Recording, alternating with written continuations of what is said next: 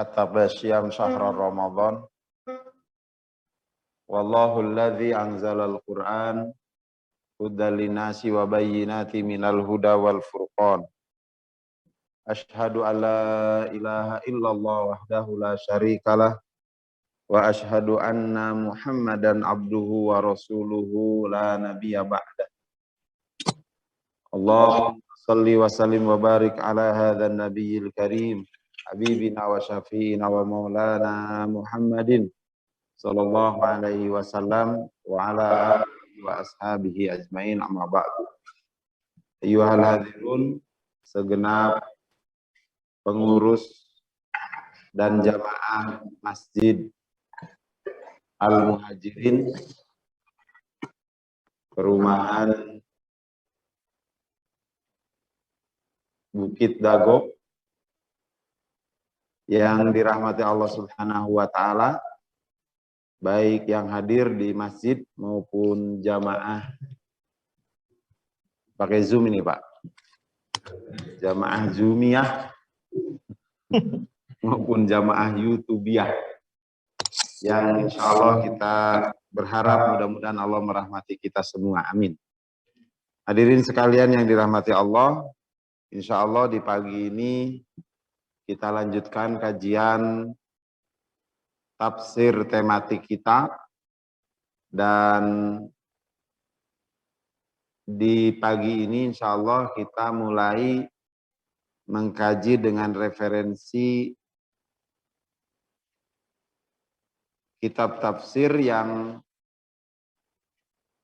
menyusun tafsirnya berdasarkan turunnya ayat, turunnya surat.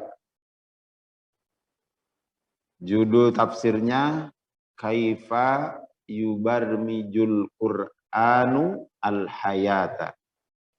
Bagaimana Al-Quran memprogram kehidupan. Bagaimana Al-Quran memprogram hidupnya manusia. Namun sebelum langsung mengacu kepada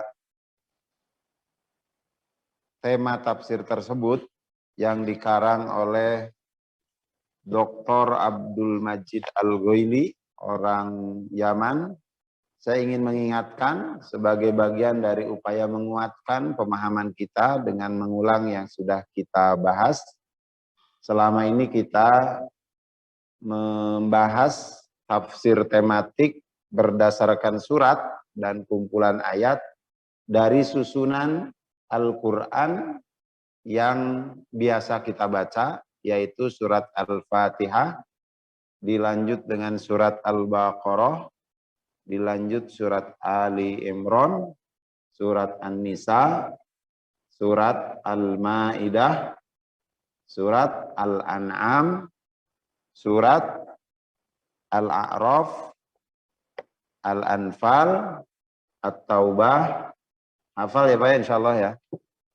Karena kita biasa membaca sehingga urutan tidak harus dihafal, insya Allah tahu. Tapi kita baru sampai surat An-Nisa. Saya ulang juga di surat Al-Fatihah, tema besar yang ada di dalamnya diantaranya adalah membina diri menjadi pribadi muslim yang ideal. Yaitu pribadi muslim yang senantiasa berikatan dengan Allah, dengan mengaplikasikan program ikatan dengan Allah berupa bacaan Bismillahirrahmanirrahim setiap mengawali aktivitas. Pribadi muslim yang ideal, ciri keduanya adalah yang senantiasa bersyukur dengan penuh kesadaran bahwa semua nikmat adalah dari Allah, sehingga kalau ada pujian atas nikmat tersebut kepada seseorang, kepada dirinya, kepada kita, maka segera dikembalikan kepada yang memberi nikmatnya. Ada orang dipuji karena kayanya, kekayaannya. Ada orang dipuji karena rupanya yang ganteng ataupun cantik.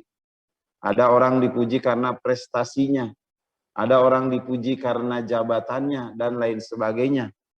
Maka segera pribadi muslim yang baik itu menyadari itu semua yang menyebabkan hadirnya pujian itu karena ada nikmat dari Allah, maka pujian itu segera kembalikan kepada pemiliknya yaitu Allah. Alhamdulillah, segala puji bagi Allah, Rabbil alamin.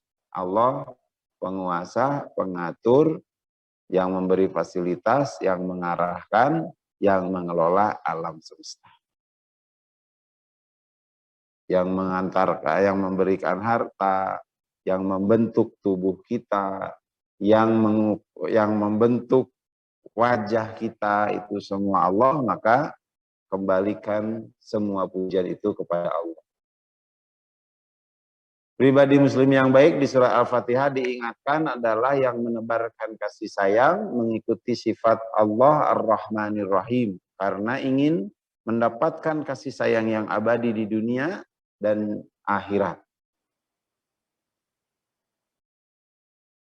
Pribadi muslim yang baik yang punya orientasi jelas akhirat, yakni bukan hanya bahagia di dunia tapi ingin bahagia mendapatkan balasan terbaik dari Allah di akhirat dengan meyakini sumbernya dari ayat ke-4, Maliki Yaumiddin, Allah yang menguasai hari pembalasan. Pribadi muslim yang baik di surat Al-Fatihah adalah yang senantiasa berikrar dengan kesadaran akan keberadaan Allah, maka dia berikrar ibadahnya hanya kepada Allah dan mohon pertolongan pun hanya kepada Allah. Iyyaka na'budu wa iyyaka nasta'in. Hanya kepada Engkau kami beribadah dan hanya kepada Engkau kami mohon pertolongan. Berikutnya, ihdinas siratal mustaqim.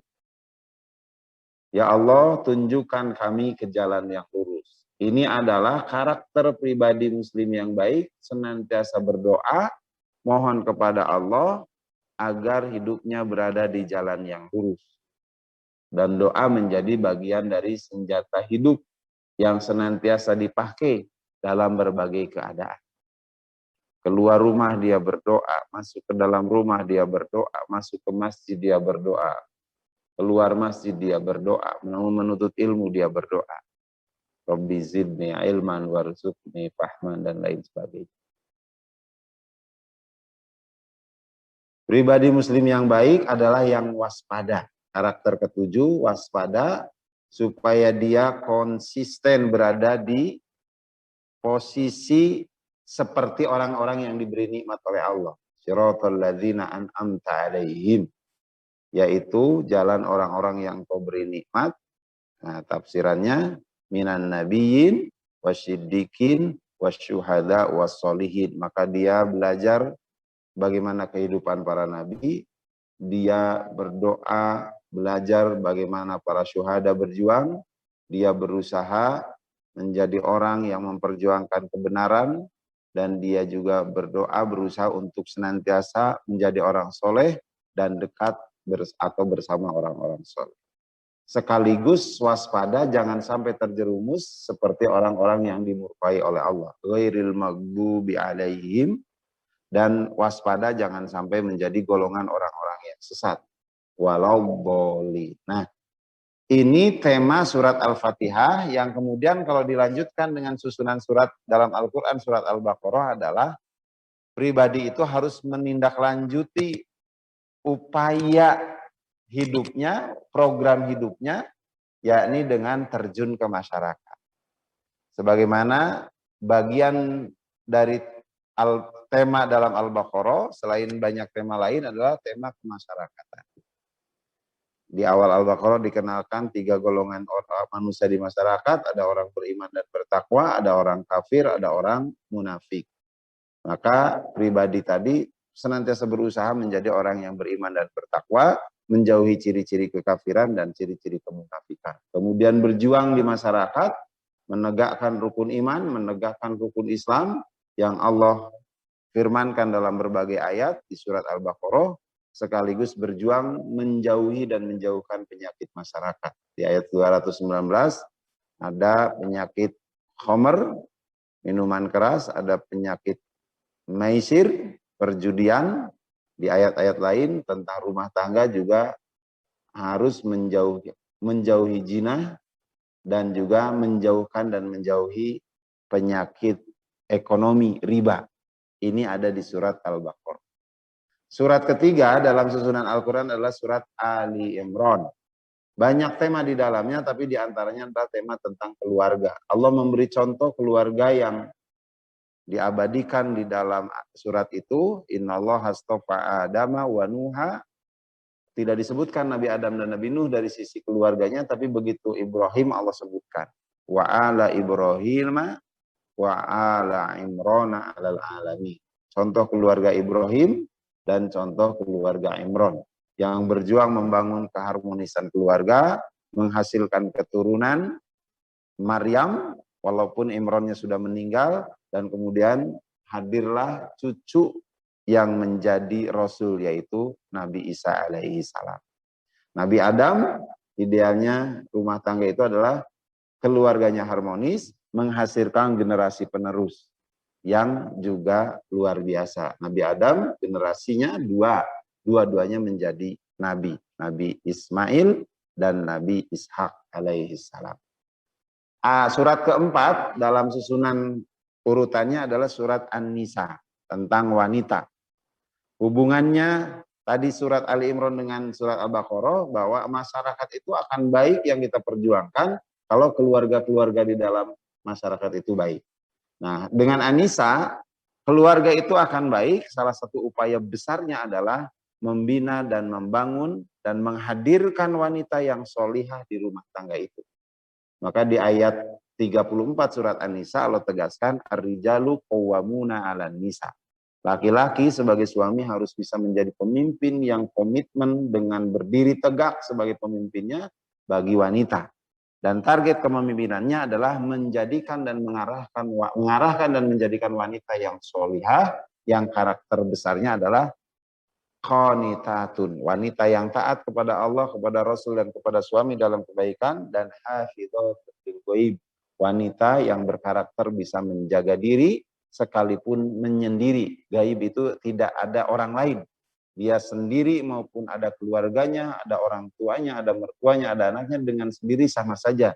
Dia tetap sebagai wanita solihah yang taat kepada Allah, taat kepada Rasul, dan taat kepada perintah-perintah dari suaminya yang baik-baik. Nah, sudah sampai di surat An-Nisa. Tapi di pagi ini insya Allah ada referensi yang menarik bagaimana mengkaji tafsir maudhu'i, tafsir tematik per surat yang mengkajinya berdasarkan turunnya surat. Maka beliau menyampaikan dengan judul kalimat yang indah, kaifa yubarnizu al-Qur'anu al-haya.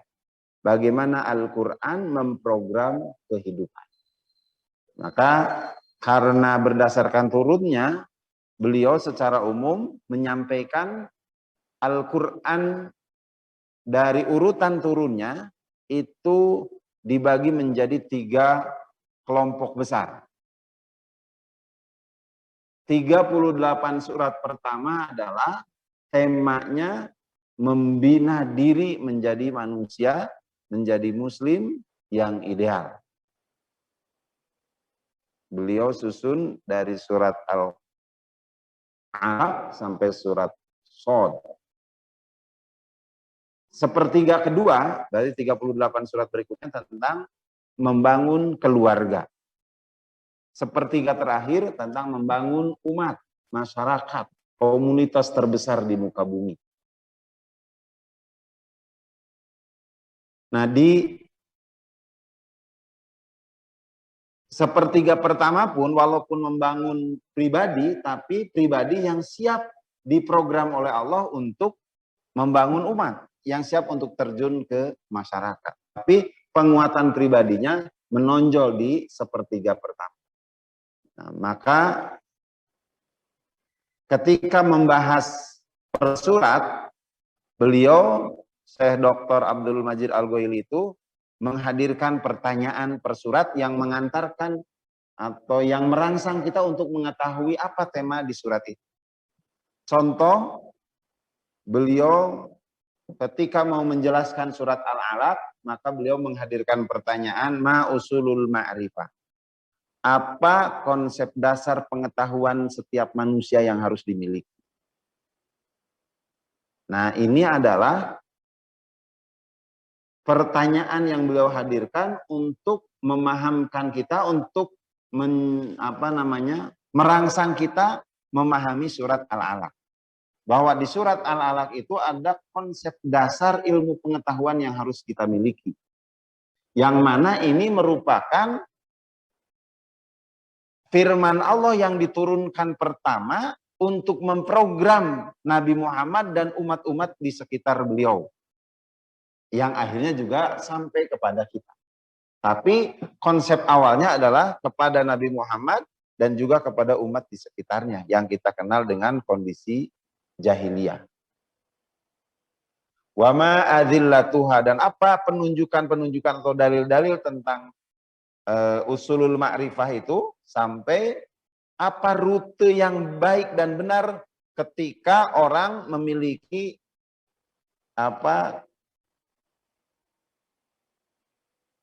konsep dasar pengetahuan. Nah, mari kita lihat surat Al-Alaqnya. Sejarahnya atau kisahnya, Nabi Muhammad resah melihat kondisi masyarakat Quraisy. Mereka mengakui dan beramal bahwa Ka'bah adalah peninggalan para nabi sebelumnya sebagai tempat ibadah. Sehingga mereka menjadikan Ka'bah sebagai pusat ibadah. Dengan melakukan tawaf dan juga dengan melakukan sya'i di pinggir Ka'bah dari Sofa ke Marwah. Tapi karena tidak punya konsep dasar pengetahuan yang benar, tidak memiliki usulul ma'rifah yang benar, maka mereka beribadah dengan tambahan kesesatan. Mereka membawa berhala, mereka menaruh Lata, Uzza, Manat, berhala-berhala yang mereka banggakan di pinggir-pinggir Ka'bah dan juga di Sofa dan Marwah. Sehingga setelah mereka tawaf, mereka beribadah bermesraan dengan berhala-berhala yang mereka bawa dan mereka taruh. Bahkan ada kisah yang menyampaikan bahwa bagian dari karakter jahiliyah adalah di luar beribadah ke Ka'bah, mereka sebagian membanggakan wanita, karena manusia lahir dari wanita, sehingga kalau ada wanita mereka menundukkan, bahkan ada yang seperti bersujud menyembah kaum ibu.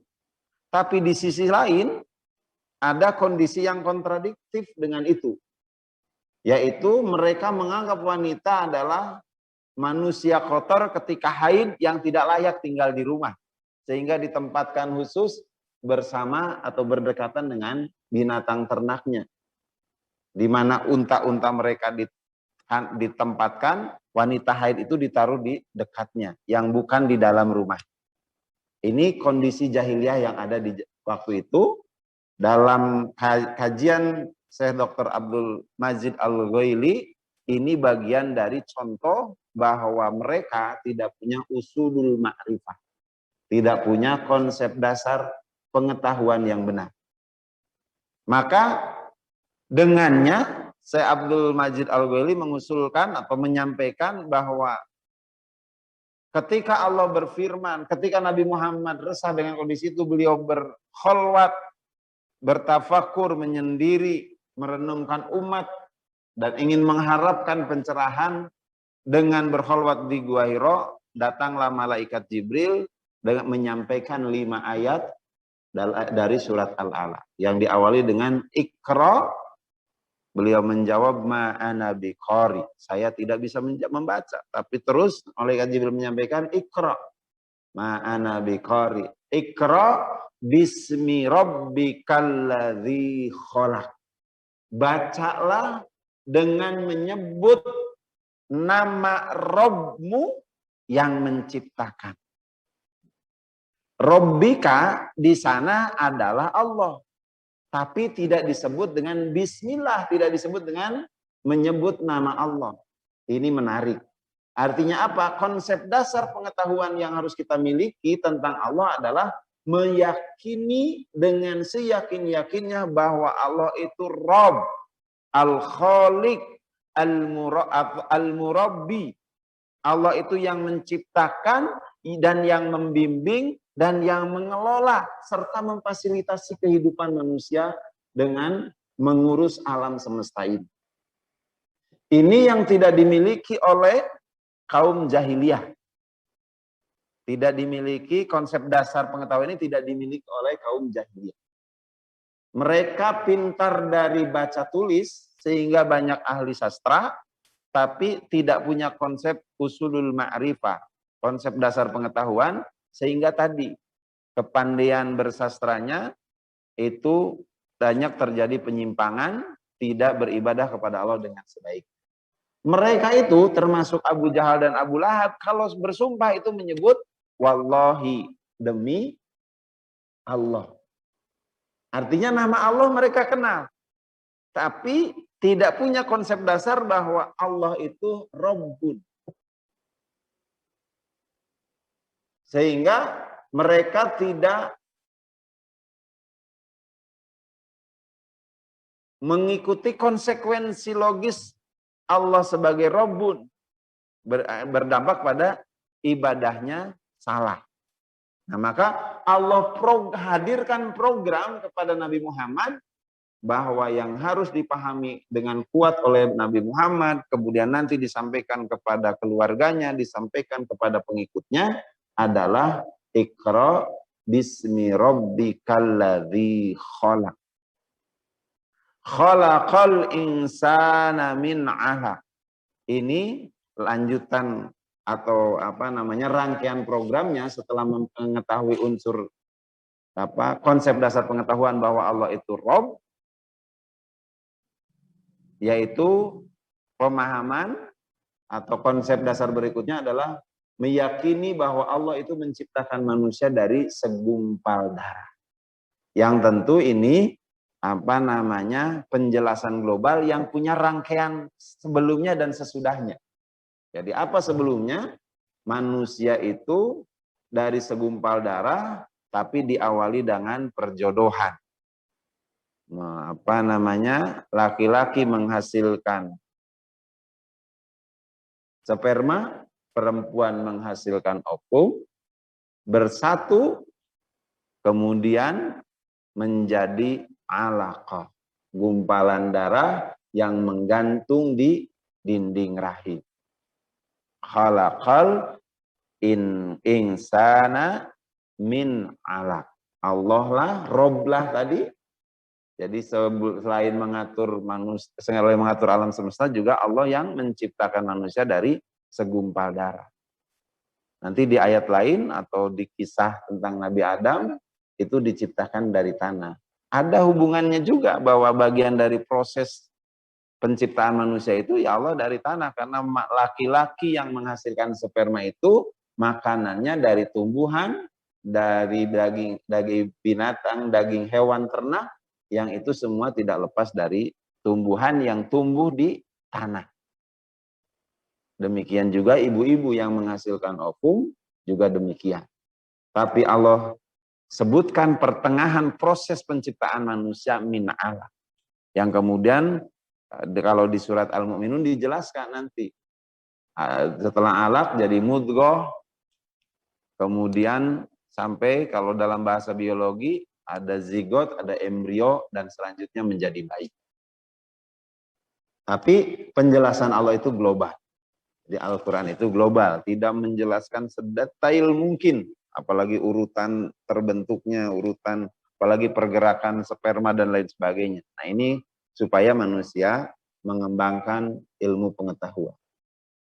Tapi kembali lagi bahwa al-alaq itu adalah usulul ma'rifah, sebagai konsep dasar pengetahuan yang harus dimiliki oleh manusia, itu Allah turunkan sebagai program kepada Nabi Muhammad sampai kepada kita semua, dan terutama saat itu adalah kepada kaum jahiliyah, kaum Quraisy yang ada di Makkah dan sekitarnya. Iqra wa rabbukal akram. Ayat berikutnya, bacalah dan Tuhanmu lah, Rabbmu lah al-akram yang maha mulia. Di zaman jahiliyah, orang-orang itu memuliakan Abu Jahal karena sebagai pemimpin dan kaya raya. Tokoh dan kaya raya. Demikian juga kepada Abu Lahab. Termasuk kepada Abdullah karena ketokohannya, kepada Abdul Muthalib karena ketokohannya yang memegang kunci Ka'bah.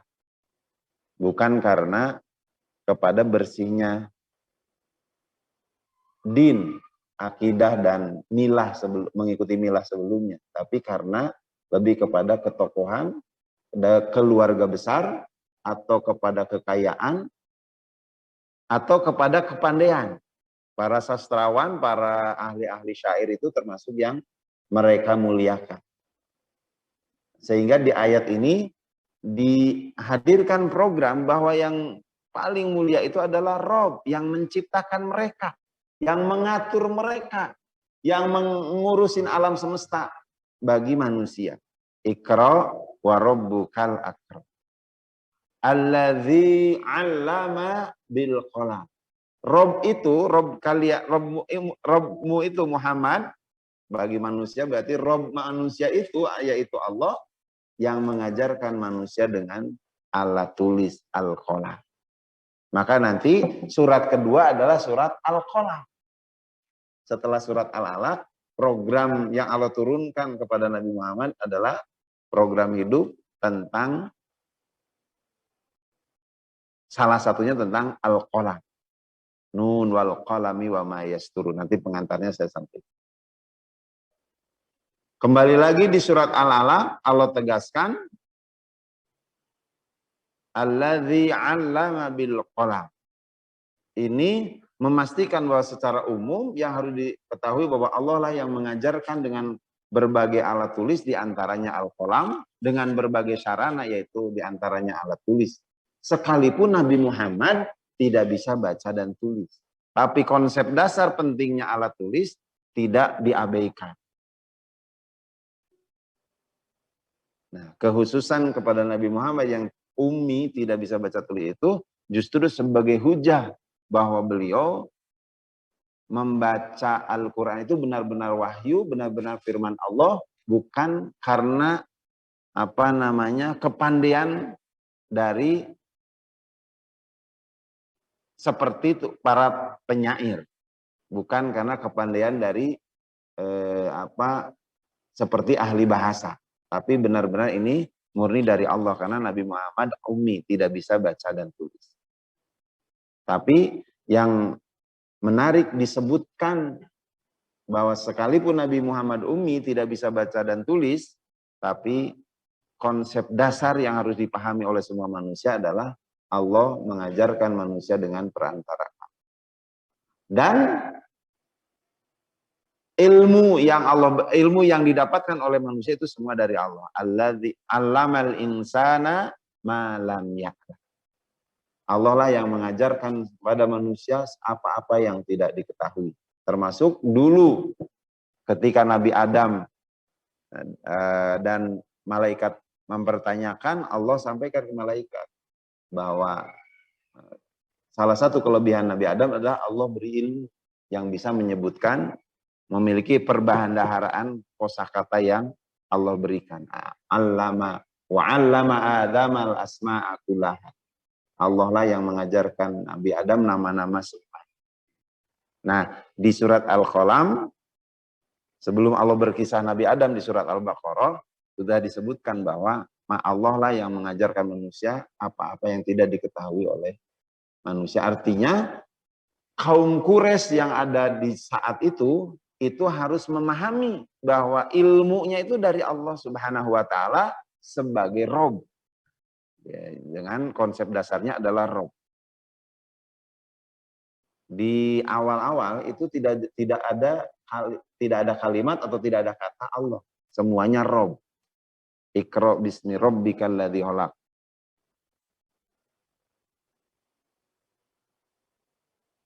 Dan di awal-awal surat sampai surat kelima, surat Al-Fatihah juga Allah sebutkan, walaupun nyebutin Allah, Bismillah, nyebutin Alhamdulillah, tapi Robnya disebutkan lagi, Alhamdulillahi Rabbil Alamin.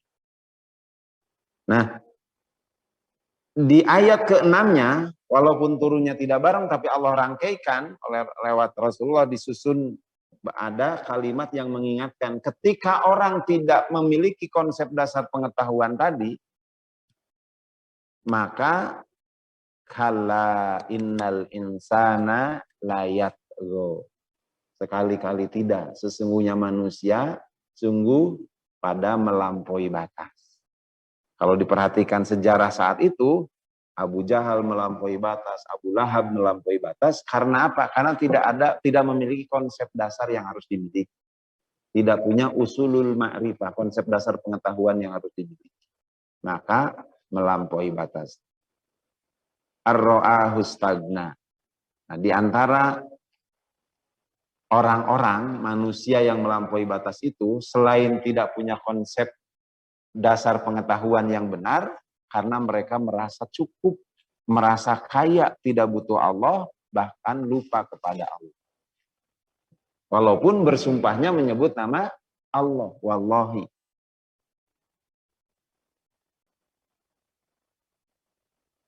Ini apa namanya yang Allah firmankan di surat Al-Alaq. Nah, beliau, ini saya bacakan nanti.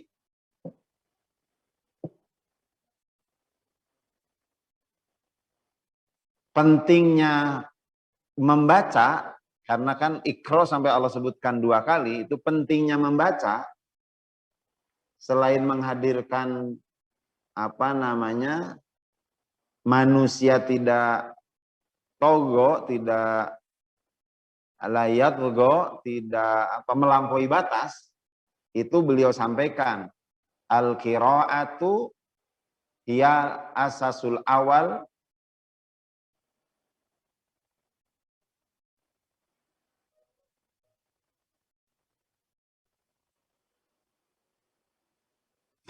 lil islah. Jadi membaca itu adalah asas pertama dalam melakukan kebaikan.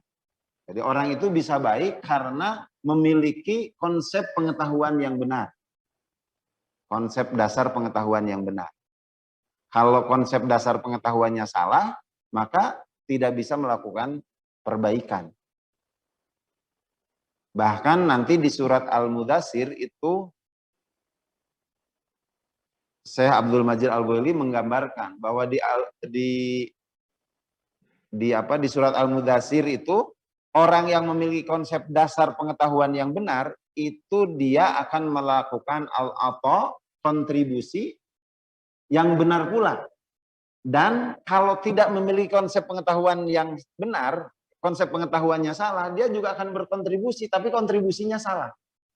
Maka nanti di surat ke-6, turun surat ke-6 itu surat Al-Masad, surat Al-Lahab. Itu dicontohkan. Orang yang tidak memiliki konsep pengetahuan yang benar, Abu Lahab, itu akan berkontribusi salah dan akan berdampak kecelakaan. Yaitu dicontohkan langsung Abu Lahab. Tabbat yada abi lahabi watab. Celakalah tangan yang menghasilkan perbuatan dari Abu Lahab. Ya, Abu Lahab celaka karena perbuatannya. Dan salah satu karakter Abu Lahab itu menghalang-halangi dakwah Rasulullah. Padahal pamannya. Tapi karena tidak memiliki konsep dasar pengetahuan yang benar, maka dia akan menghalang-halangi. Nah, itu di surat Al-Alaq juga disebutkan.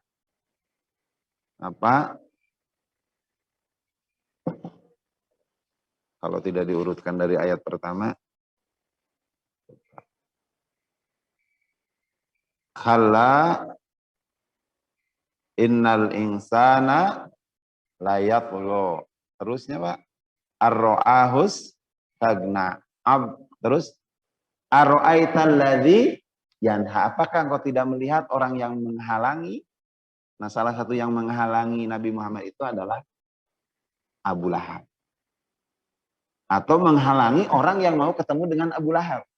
Jadi dalam sejarah dakwah dan orang-orang yang menghalangi dakwahnya Nabi Muhammad itu salah satunya Abu Lahab itu hampir sering sekali di siang hari maupun malam hari beliau berada di gerbang Mekah. Orang-orang yang mau lewat Mekah itu lewat gerbang itu dicegat oleh Abu Lahab. Mau kemana engkau? Kalau tidak membawa barang dagangan berarti ini ada tujuan ketemu dengan orang Mekah. Kalau tujuannya ketemu kepada Nabi Muhammad itu dicegat. Misalnya mau kemana kau? Mau ketemu Muhammad karena dapat kabar Muhammad Rasul dan saya mau belajar, saya ingin mengetahui apa yang diajarkan, apa yang disampaikan oleh Muhammad. Itu Abu Jahal langsung mencegat, menyuruh orang itu pulang lagi. Enggak usah ketemu, jangan ketemu Muhammad. Huwa syahirun kadzab. Bahasa yang luar biasa bagi orang Mekah adalah penghinaan atau tuduhan yang melampaui batas. Muhammad itu tukang sihir dan pendusta. Ini kebiasaan Abu Lahab. Makanya Abu Lahab menjadi contoh yang Allah abadikan menjadi judul surat, menjadi contoh orang yang tidak memiliki usulul ma'rifah, dasar konsep pengetahuan yang benar, dan menjadi contoh orang yang celaka. Jadi kalau di surat Al-Alaqnya, Ara'aital ladzi yanha 'abdan idza shalla, jadi yang menghalangi orang ketika berdoa, ketika sholat, yaitu salah satunya Abu Lahab, itu langsung Allah contohkan. Nah maka ya bagi kita secara personal, bisa jadi ada orang-orang yang menghalangi dakwah, ada orang-orang yang, bukan bisa jadi, memang ada orang-orang yang menghalangi dakwah. Kalau dulu contohnya Abu Jahal dan Abu Lahab, yang Allah abadikan. Berikutnya ungkapan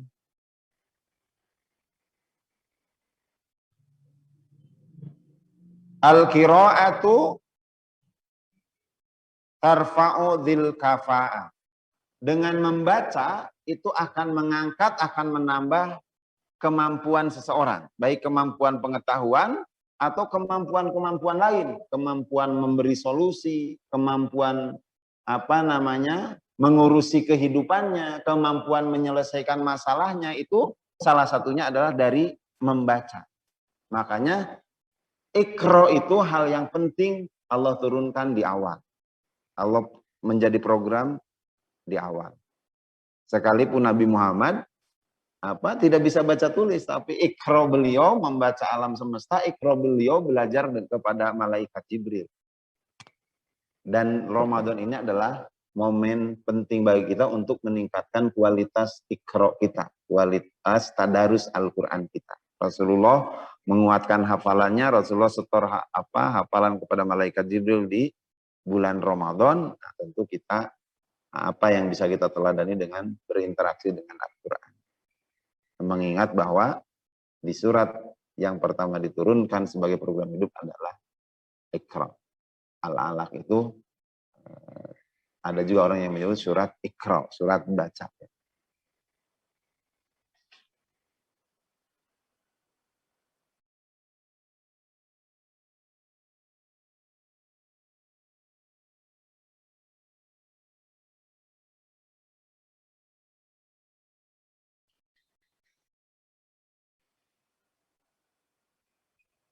Nah, adapun beliau sampaikan perbedaan orang yang rajin membaca dengan orang yang tidak membaca atau membaca tapi salah membaca atau tidak memiliki usulul ma'rifat adalah orang itu akan memiliki karakter melampaui batas at-tughyan. At-tughyan hiya asasul awal lil ifsad. Jadi karakter orang yang tidak memiliki kemampuan konsep dasar pengetahuan, atau orang yang tidak memiliki konsep dasar pengetahuan tentang Rob, itu akan menjadi awal kerusakan dan perusakan. Orangnya rusak dan melakukan kerusakan. Ini apa ungkapan dari Syekh Abdul Majid Al-Ghaili. Dan tadi dicontohkan, diantaranya adalah Abu Lahab. Bahkan kalau di Haji Terus sejarahnya itu meninggalnya, matinya Abu Lahab itu mengenaskan. Di dunia, nanti di akhirat Allah sebutkan, saya selanarong zatalah. Akan Allah masukkan ke neraka yang terus apinya membara, menyala-nyala. Itu yang tidak memiliki konsep dasar pengetahuan yang benar. Makanya ayat ini awalnya program konteks bagi Rasulullah dan kaum Quraisy di sana, tapi tentu sekarang bagi kita. Makanya walaupun turunnya pertama, tapi ditempatkannya bukan dari urutannya yang pertama. Ini yang menarik. Nah, karena waktu mau habis, saya ingin melanjutkan hubungan surat Al-Alaq nanti dengan Al-Qalaq. Mari kita perhatikan, kalau di surat Al-Alaq tadi konsep dasar pengetahuan, kalau di surat Al-Qalam adalah interaksi penting manusia dengan pengetahuan itu. Maka diawali dengan nun, kalimat yang menarik. Huruf hijaiyah nun itu secara pribadi huruf nun tidak ada maknanya. Tapi ini Allah firmankan, dan ini bagian dari kemujizatan Al-Quran. Kehebatan Al-Quran itu belum pernah sebelumnya ada para penyair, ada buku-buku yang diawali dengan huruf hijaiyah. Maka ini menjadi keunikan, kemujizatan tersendiri. Nah, biasanya kalau Allah berfirman dengan nun, berarti kesananya sesuatu yang membuat orang Arab tertarik. Ada apa nih? Gitu. Maka Allah kemudian bersumpah, wal qalami wa ma yasturun. Demi Al-Qalam, yang tadi Allah mengajarkan manusia pengetahuan dan sebagai ilmu, itu salah satunya dengan Al-Qalam. Alladzi 'allama bil qalam. Di sini Al-Qalam disumpah. Nun wal qalami, demi Al-Qalam, wa ma yasturun, dan apa-apa yang ditulis oleh Al-Qalam tadi. Ma anta bi ni'mati rabbika bimajnun. Engkau Muhammad dengan nikmat dari Tuhanmu bukanlah orang gila. Nah, ini bahwa kelak akan ada yang menyebut engkau gila Muhammad. Tapi kuat mentalmu bahwa engkau itu bukan orang gila, karena engkau memahami semua itu semua nikmat yang ada itu dari Allah. Nah, ini al-qiraah jadidah yang disampaikan oleh Syekh Abdul Majid Al-Ghaili, ada istilah pembacaan baru yang dia harus dilakukan oleh umat Islam dengan mengkaji tafsir tematik adalah ada hubungan nikmat dengan kegilaan. Apa? Orang yang tidak bisa bersyukur dengan nikmat dari Allah, hidupnya tanda petik bisa gila. Bukan gila beneran, tapi tidak benar dalam hidupnya. Orang dikasih anugerah jodoh misalnya. Yang Allah firmankan jodoh itu adalah bagian dari tanda-tanda kebesaran Allah. Wa min ayatihi an khalaqalakum min anfusikum azwaja. Kalau dia tidak bersyukur dengan nikmat jodoh, tidak mendidiknya, tidak mengarahkannya, tidak mengajak dengan perjodohan itu menuju ke surga kepada pasangannya, maka dia termasuk yang kufur nikmat, nanti bisa gila. Tanda petik, gampang selingkuh. Itu gampang karena tidak bersyukur dengan jodoh, kurang sedikit baik pasangannya, bukan menjadi lahan ibadah, tapi menjadi pelampiasan untuk melakukan tugian, untuk aktivitas melampaui batas yang lainnya, mencari pasangan di luar yang tidak sah. Ini bagian dari ciri-ciri orang yang tidak bersyukur, majnun, akan gila. Nah, sementara kalaupun kita dituduh aneh, dituduh gila gitu seperti Rasulullah, kalau selama kita bersyukur kepada Allah dengan nikmat-nikmat, maka itu hanyalah tuduhan saja. Nah, ini dulu dialami juga oleh Nabi Muhammad. Tapi ini belum beliau dakwahkan, cuma Allah sampaikan sebagai bahasanya tafaul insan ma'al bil ma'rifah, interaksi manusia dengan pengetahuan. Karena sudah memiliki pengetahuan dasar tadi, maka harus benar-benar bisa diaplikasikan dalam kehidupan. Sekalipun orang menuduh gila, sekalipun orang menghina, selama konsep dasar pengetahuannya benar, dia tidak lepas dari kehendak Allah. Dia ada dalam lindungan Allah, dia hidupnya menuju Allah, dia berjuang di jalan Allah, maka tuduhan-tuduhan itu ya hanya tuduhan semata. Bahwa tetap ada dalam kebaikan. Maka ayat berikutnya di surat Nun itu semakin menguatkan kepada Nabi Muhammad yang harus kita pelajari. Ma anta bi ni'mati rabbika bimajnun wa innalaka la ajran ghairu mamnun. Dan sesungguhnya bagi engkau Muhammad akan mendapatkan pahala yang tidak terputus-putus, wa innaka la ala hulukin adin. Dan sesungguhnya engkau Muhammad berada di atas akhlak rata-rata yang agung. Jadi di atas akhlak yang baik, di akhlak yang agung, bahwa Nabi Muhammad itu memiliki akhlak yang luar biasa. Ini di surat Al-Qalam. Nanti Allah sampaikan lanjutan di surat Al-Qalam itu apa? Wa innaka la'ala hulukin azim fasatubsiru wa yubsirun bi ayyikumul maftun. Inna rabbaka huwa a'lamu biman dhalla an sabili. Allah Maha mengetahui siapa yang sesat dari jalannya dan siapa yang mendapatkan petunjuk. Terus saja berjuang, terus saja bergerak. Karena nanti ada yang ngikutin, ada yang tidak. Ada yang nyebut gila, ada yang taat. Ada Abu Bakar, ada Umar, ada Ali, ada tetap Abu Jahal dan Abu Lahab.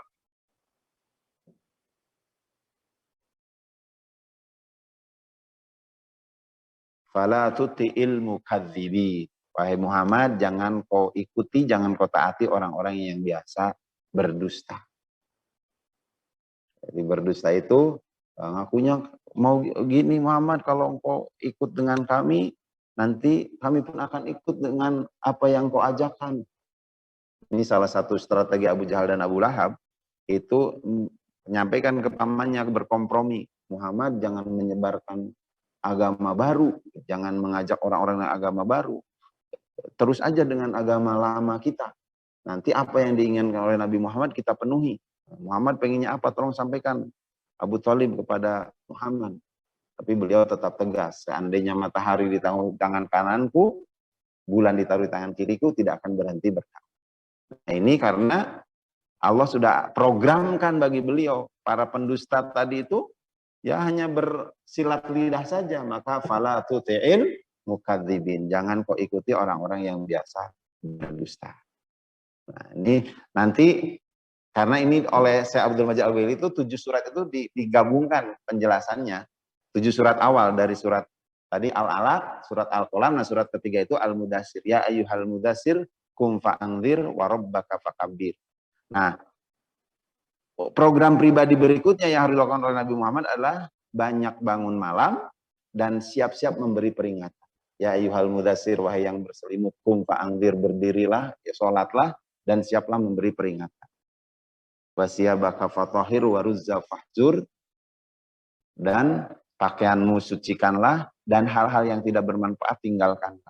Nanti di surat Al-Muzammil ditegaskan lagi, ya ayyuhal muzammil, wahai yang berselimut, qumil laila illa qalila niswahu awingkus minhu qalila, sampai nanti Allah akan berikan inna sanulki alaika qaulan sakila. Kami akan berikan tambahan ungkapan yang berat. Ada bekal yang berat berikutnya, ada ayat-ayat lain nanti. Ini di surat Al-Qalam baru, di surat Al-Muzammil, barulah surat Al-Fatihah. Tadi Al-Fatihah sudah disampaikan. Untuk terus menguatkan diri dengan berikatan kepada Allah, dengan bersyukur dan menebarkan kasih sayang. Termasuk menebarkan kasih sayang itu sayangi orang-orang yang ada di Makkah, mereka itu pada sesat, dakwahi. Kira-kira seperti itu. Termasuk ini yang perlu kita hadirkan kalau kita berdakwah, hadirkan rasa kasih sayang kita sesama saudara-saudara kita. Nah, barulah surat ke-6, surat Al-Lahab, Al-Masad. Nanti kau akan ketemu dengan orang-orang yang menghalangi, dengan orang-orang yang melampaui batas, dicontohkan Abu Lahab. Nah, apa namanya?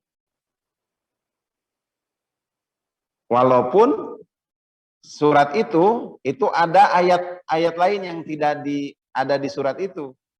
Bahwa Abu Lahab itu diikrarkan demikian karena ketika Rasulullah sudah mulai dakwah jahdi, pelan-pelan berdakwah, tapi Abu Lahab menghinanya. Tabban laka ya Muhammad, celaka kau Muhammad. Kau mengumpulkan kami hanya untuk bersyahadat gitu. Kira-kira seperti itu kalau disingkat. Nah, maka Nabi Muhammad dicerca, diejek, diolok-olok oleh Abu Lahab di tengah umum. Allah turunkan ayat tadi, tabbat yada abi lahabi wa tab. Yang celaka itu justru Abu Lahab sampai akhir. Nah, baru surat berikutnya adalah surat At-Takwir tentang kiamat. Nah, nanti manusia itu ujungnya akan mengalami masa kiamat. Idza samsu kuwirat, sekarang alam terjaga keseimbangannya, tapi nanti akan Allah kondisikan kiamat. Ini kembali bahwa Allah itu Rob yang mengatur alam semesta. Sekarang, zaman dulu sampai sekarang Allah jaga keseimbangannya, tapi nanti di saatnya manusia tidak ada yang beriman, manusia sudah tidak beribadah kepada Allah, maka Allah akan menghancurkan alam semesta ini. Ya, makanya 7 surat itu oleh Syekh Abdul Majid Al-Ghaili itu penjelasannya digabungkan.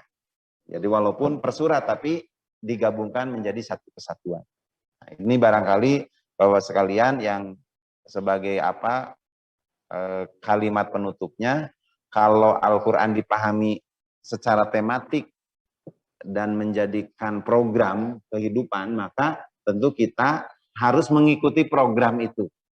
Program memperbaiki pengetahuan dasar yang harus benar pada diri kita, program berinteraksi kita dengan pengetahuan, dengan tadi bersyukur atas berbagai nikmat, kemudian bersabar dengan berbagai ujian, dan kemudian program kita harus menambah bekal terus.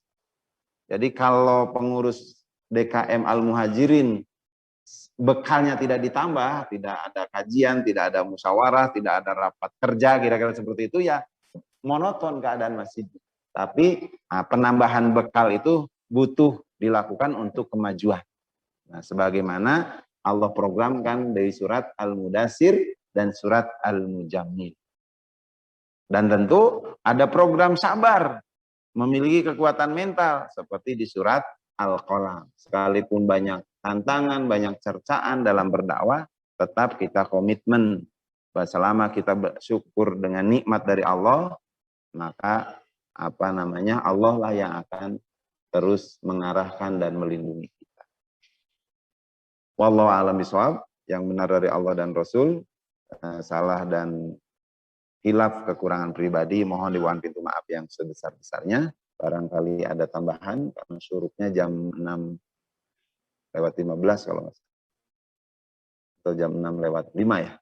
Jadi masih ada waktu, kami persilahkan untuk memperkaya kajian pagi ini, tafsir tematik yang sebelumnya saya menyampaikan dari susunan surat dalam Al-Quran, tapi ini karena ada referensi yang menarik, kaifa yubarmizul Al-Quran al-haya, bagaimana Al-Quran memprogram kehidupan. Nah, beliau memberi contoh dulu ketika turun Al-Quran itu ibarat program yang Allah hadirkan kepada Nabi Muhammad dan kepada kaum-kaum di zaman itu. Yang kemudian program ini tetap ada, harus kita lakukan pula. Cuma al-waqi'i kekinian kita mengikuti surat Al-Fatihah, Al-Baqarah, Ali Imran dan selanjutnya tanpa melupakan program sejarah yang dulu sejarah turunnya seperti tadi Al-Alaq, Al-Qalam, Al-Mudassir, Al-Mujammil, kemudian Al-Fatihah, Al-Lahab dan At-Takwir. Wallahu a'lam bishawab. Silakan Pak. Pak Ustadz Taufan, ada tambahan? Pak Parno. Nah, kiri, yang kanan Pak, ada tambahan? Kalau tidak ada, cukup ya Pak ya? Kalau tidak ada, kita akhiri dengan berdoa. Allahumma anfa'na bima 'allamtana wa 'allimna ma yanfa'una. Mudah-mudahan Allah memberikan kemanfaatan ilmu yang Allah ajarkan kepada kita dan kita diberi kekuatan untuk mengamalkan ilmu tersebut. Kita sempurnakan dengan hamdalah dan doa penutup majelis. Alhamdulillahirabbil alamin. Subhanakallahumma wa bihamdik asyhadu alla ilaha illa anta astaghfiruka wa atubu ilaik. Billahi taufiq wal hidayah. Assalamualaikum warahmatullahi wabarakatuh.